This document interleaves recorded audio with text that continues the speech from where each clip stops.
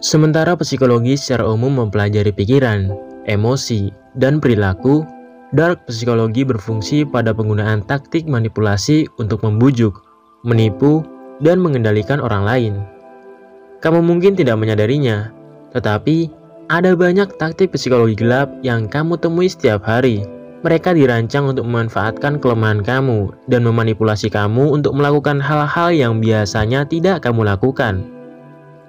Dalam video ini, kamu akan menjelajahi ilmu psikologi gelap dan bagaimana pengaruhnya terhadap perilaku dan kehidupan kita.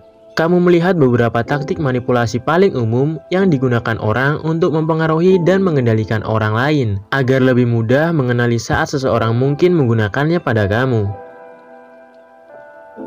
Nomor 1. Psikologi terbalik. Psikologi terbalik dapat menjadi alat yang ampuh untuk membuat orang melakukan hal-hal yang tidak ingin mereka lakukan, atau bahkan hal-hal yang mereka tahu seharusnya tidak mereka lakukan.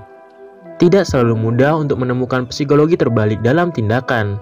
Saat seseorang mengatakan sesuatu yang tampaknya bertentangan dengan niat sebenarnya, orang tersebut bahkan mungkin mengatakannya dengan nada yang terlalu serius, seolah-olah untuk menyampaikan bahwa mereka sebenarnya tidak berusaha membuat kamu melakukan apapun yang mereka ingin kamu lakukan. Teknik ini digunakan dalam banyak situasi, tetapi paling sering ditemukan dalam mengasuh anak di mana orang tua menggunakan psikologi terbalik sebagai bagian dari prosedur disipliner mereka. Ini juga digunakan oleh guru dan manajer yang ingin siswa atau karyawan mereka tampil lebih baik. Nomor 2. Love bombing. Love bombing adalah taktik manipulasi di mana seseorang mempengaruhi orang lain dengan kasih sayang dan perhatian untuk memanipulasi mereka agar melakukan apa yang mereka inginkan. Ketika seseorang sedang melakukan love bombing, mereka menggunakan taktik ini untuk membuat orang lain bergantung secara emosional pada mereka. Akibatnya, korban merasa berhutang dan kecil kemungkinannya untuk mempertanyakan motif atau perilaku manipulator di kemudian hari. Ini paling sering digunakan dalam hubungan romantis dan persahabatan. Tetapi ini bisa terjadi dalam situasi apapun di mana satu orang merasa membutuhkan orang lain untuk membuat mereka bahagia atau merasa nyaman dengan diri mereka sendiri. Sangat mudah untuk terhanyut dalam perhatian semacam ini. Lagi pula, kita semua ingin orang memperhatikan kita. Tapi itu bisa berbahaya dalam jangka panjang. Nomor 3. Persuasi dan otoritas. Persuasi melibatkan penggunaan argumen atau daya tarik yang meyakinkan untuk mengubah pendapat atau perilaku seseorang. Politisi cenderung menggunakan argumen persuasif untuk meyakinkan orang agar memilih mereka.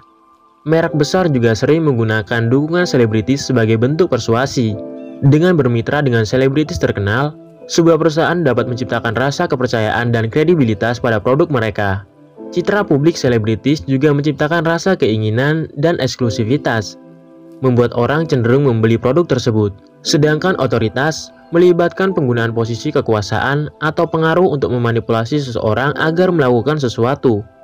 Misalnya, seorang manajer mungkin menggunakan otoritasnya untuk membuat karyawan melakukan sesuatu yang tidak ingin mereka lakukan. Mereka bahkan mungkin mengancam akan memecat karyawan jika mereka tidak mematuhinya. Nomor 4. Manipulasi emosional. Manipulasi emosional mengacu pada penggunaan penipuan dan eksploitasi emosi sebagai cara untuk membuat seseorang melakukan sesuatu yang biasanya tidak mereka lakukan. Strateginya adalah membuat orang tersebut merasa bersalah, sedih, malu, atau takut agar mereka patuh. Misalnya, manipulator memerankan korban untuk mendapatkan simpati dan keuntungan, atau mereka mungkin menakut-nakuti dan memanipulasi orang lain menjadi tindakan atau keyakinan yang diinginkan dengan membesar-besarkan, memutarbalikkan, atau mengarang fakta. Mereka bahkan mungkin menggunakan pemerasan emosional. Bentuk manipulasi emosional lainnya adalah membuat seseorang merasa berkewajiban untuk melakukan sesuatu. Nomor 5. Batasan pilihan. Pembatasan pilihan adalah taktik di mana seseorang membatasi pilihan orang lain untuk memanipulasi mereka melakukan apa yang mereka inginkan.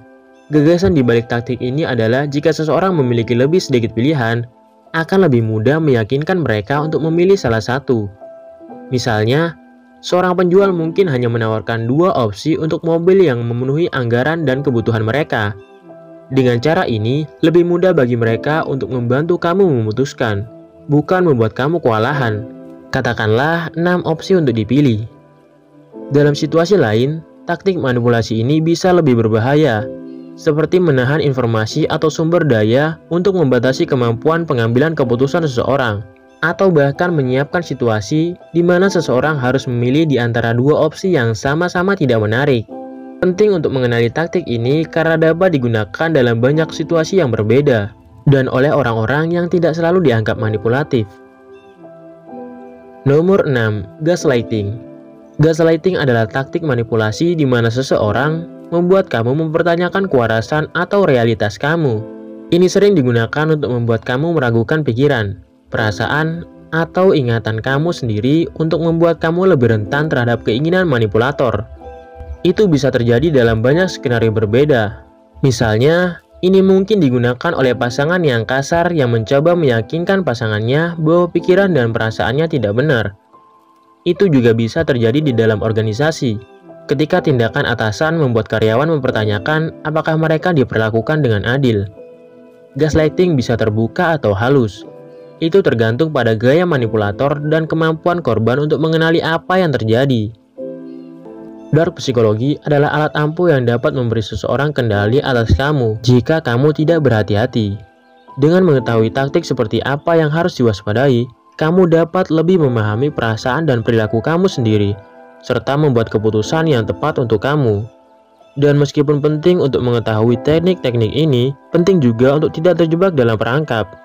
Selalu berpikir bahwa seseorang sedang mencoba memanipulasi kamu.